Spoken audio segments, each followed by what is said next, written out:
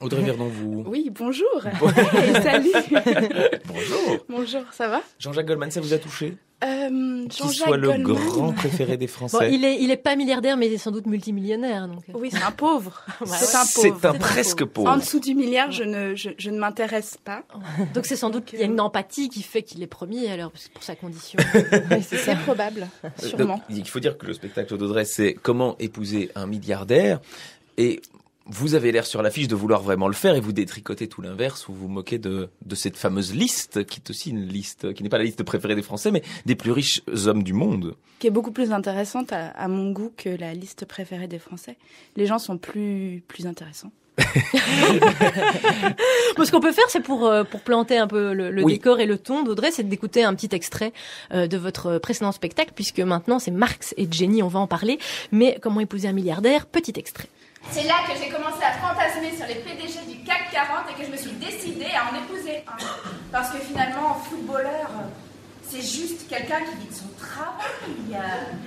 Zidane, c'est lui qui marque les buts. C'est pas un petit Chinois qui court à sa place. Alors que PDG, ça vit du travail des autres, des bénéfices, des dividendes, et puis c'est un métier honnête. Tu fais travailler les gens, c'est sympa, ça leur fait des petits sous. Et puis toi, derrière, tu fais ta marge. De toute façon, je réfléchis. Soit tu travailles pour eux, soit tu achètes leurs produits. Alors autant se marier avec. Comment épouser un milliardaire que vous jouez encore le samedi à 18h à la Nouvelle Ève? Non, pas du tout. Pas la Nouvelle Ève, pardon, la Nouvelle Scène. Excusez-moi, pourquoi j'ai eu...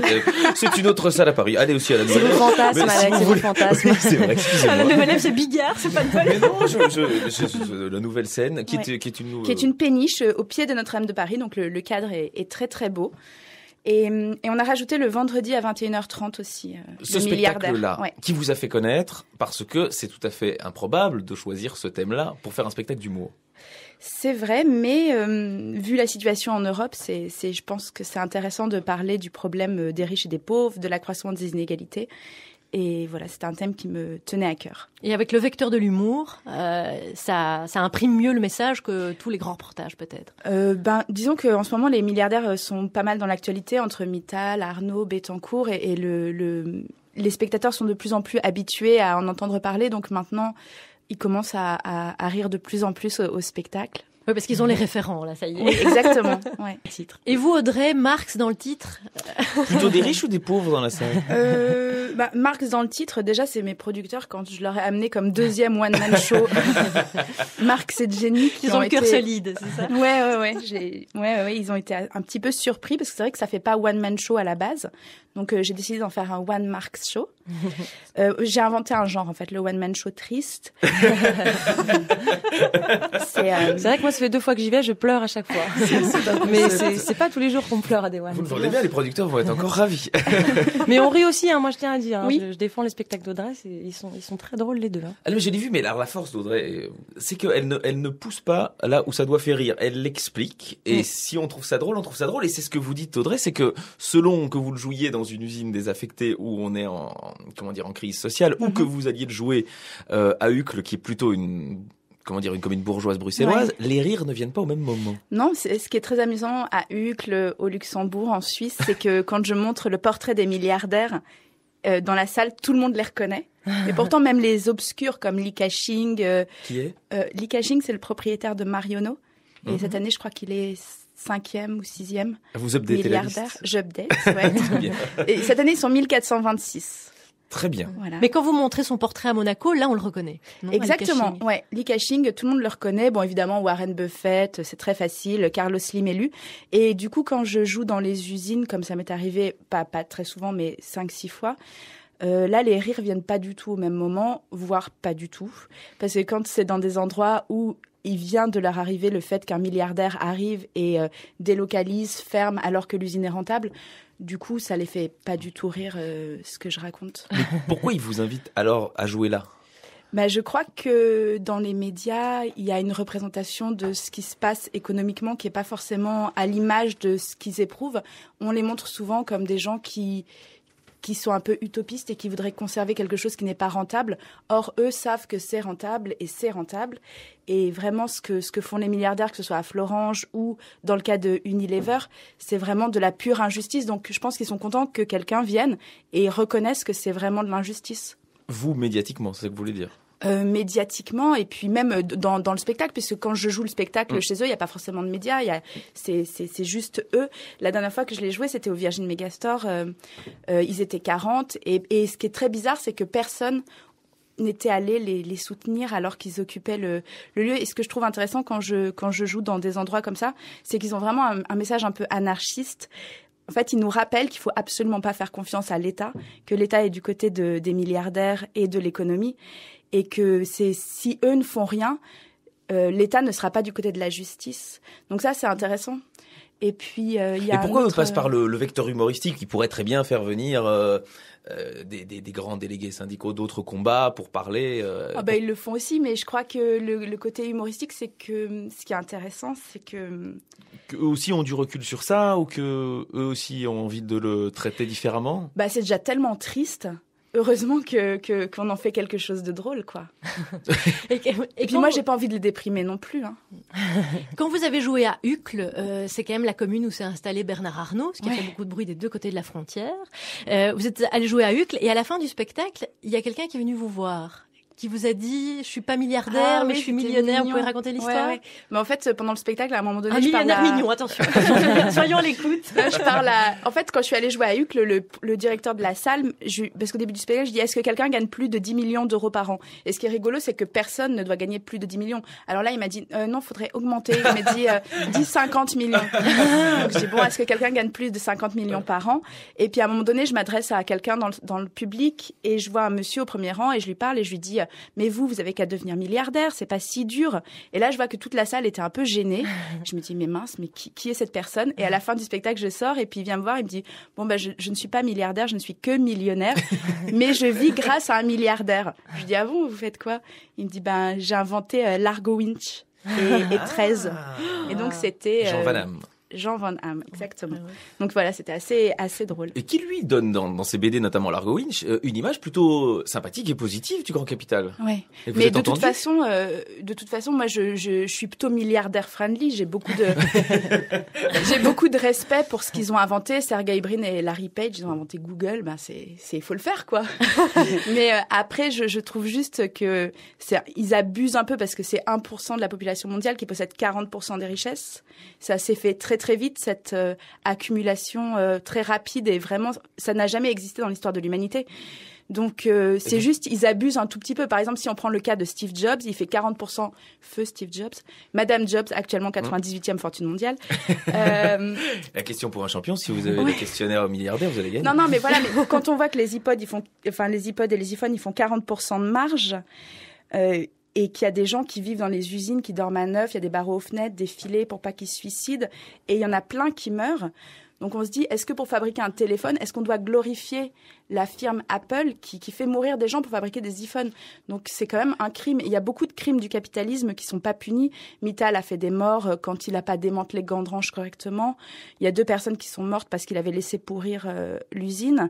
Donc voilà, quand c'est des crimes du capitalisme, que c'est fait pour le profit et que c'est pas fait exprès, c'est pas grave. Je rappelle que c'est un spectacle d'humour que oui, c'est vrai. Vous faites partie de la nouvelle vague, on peut dire, où il y a plus de déconstruction de clichés. C'est comme si les hommes avaient construit des clichés et bâti leur humour là-dessus pendant des années, et maintenant vous arrivez et boum, vous cassez ça. C'est vrai que moi, ce que j'aimais pas du tout dans les One, enfin toi Audrey, je sais pas, mais c'est que souvent j'ai l'impression que c'était les mecs qui se moquent des nanas qui peuvent pas s'empêcher d'aller chez Zara, et que eux c'est des gros lourds devant la télé avec fou de bière, et je me dis mais c'est atterrant, quoi. C'est vraiment le côté Vénus-Mars. Enfin, moi je supporte pas ça, et j'avais envie de proposer autre chose et de parler d'autre chose aussi que l'hystérie féminine et la lourdeur masculine. Enfin, je sais pas, chez moi c'est un peu plus une tactique, en fait.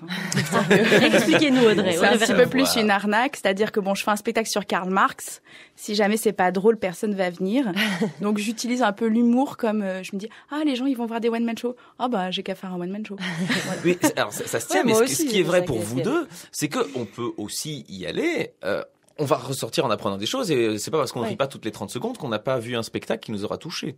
Et Audrey Vernon qui joue en ce moment sur un bateau Comment épouser un milliardaire qu'elle joue le samedi à 18h à la Nouvelle Scène et toute la semaine elle joue son autre spectacle du mercredi au samedi à 20h, Marx et Jenny. Et Marx et Jenny, c'est un petit peu les feux de l'amour, Audrey Vernon, parce que c'est presque un plan à 3 avec Engels, non? Exactement, un plan à 4 même. Oui, parce que pour moi, c'est vraiment la plus belle histoire d'amour et d'amitié dont j'ai jamais entendu parler. Tout ça uni en plus derrière la cause qu'ils avaient envie de défendre, qui était de d'écrire pour le règne des pauvres et des opprimés, puisque eux, c'était 4 personnes, c'était plutôt des bourgeois qui étaient complètement obsédés par les inégalités. Et à l'époque, donc le 19e siècle à Londres ressemble beaucoup à ce qui se passe aujourd'hui parce que c'était l'explosion de nouvelles techniques. Donc c'est assez proche de ce qui se passe aujourd'hui avec Internet. Et tout ça sur le dos d'une population exploitée. Donc il y avait beaucoup de sweat houses et Marx vivait en plein Soho, donc au milieu des slums et tout ça. Et donc, je trouve que ça ressemble beaucoup à ce qui se passe aujourd'hui. Et voilà, donc c'est une très très belle histoire d'amour. C'est un peu Secret Story. Parce vous le vendez bien, là. Racontez-nous cette page de l'histoire de Marx avec Jenny et d'un enfant. Ouais, donc Marx et Jenny se sont mariés. Engels, ils avaient le même âge, ils se sont rencontrés. C'est un véritable coup de foudre amical entre les deux hommes. Ils vont commencer à travailler ensemble comme si c'était une seule et même personne. Et puis... c'est greffé à ça une jeune fille qui s'appelle Hélène de Muth, qui était une jeune Allemande de 20 ans, qui a été leur bonne pendant toute leur vie. Et au moment où Jenny n'avait plus d'argent, elle a essayé d'aller taper de l'argent à un oncle de Karl, Lion de Philips, dont les descendants fonderont Philips, en Hollande. Ouais. Mais bon, ça, elle pouvait pas le savoir. Et du coup, quand elle est partie quelques mois en Hollande pour essayer de trouver de l'argent. Et quand elle est revenue, elle s'est aperçue que Hélène de Muth, donc celle qui s'occupe de ses enfants, qui s'occupait de la maison, était enceinte. Donc là, il y a eu un vrai drame qui s'est noué dans le 2 pièces où ils vivaient à Soho. Hélène de Muth a quitté la maison et puis à la demande de Jenny est revenue. Et là, il y a eu cette chose étrange qui est que Marx a demandé à Engels de se faire passer aux yeux du monde un peu pour le père de l'enfant de Hélène de Muth. Et donc le petit Friedrich de Muth, qui est né dans le 28 Dean Street, a été mis dans une famille d'accueil et a grandi loin de toute cette famille, chez des mécaniciens de Londres. Et voilà, mais ce qui est marrant, c'est que du coup, Engels est devenu le père du fils de Karl Marx. Oui. Mais Marx, c'est quelqu'un qui vous parle aussi peut-être parce que il n'était pas de cette condition prolétaire et il a défendu cette cause. C'est un petit peu ce que vous faites aujourd'hui. Ouais. Je pense que la chose qui me parle le plus chez Marx, c'est son côté qui n'arrive pas à comprendre comment est-ce qu'on peut faire autre chose que jouir de la vie et de ses facultés intellectuelles. C'est-à-dire que pour lui, l'idéal, c'était genre de lire, d'écrire, de rêver, voilà, c'était quand même le concept de travailler pour gagner de l'argent, c'était quelque chose qui lui passait absolument au-dessus de la tête et il trouvait pas normal que d'autres gens soient obsédés par ça. Et ça ressemble un peu à une phrase que j'aime bien de Oscar Wilde qui dit il y a une catégorie de la population qui pense plus à l'argent que les riches et ce sont les pauvres. Les pauvres ne peuvent penser à autre chose, c'est même le malheur qu'est la pauvreté.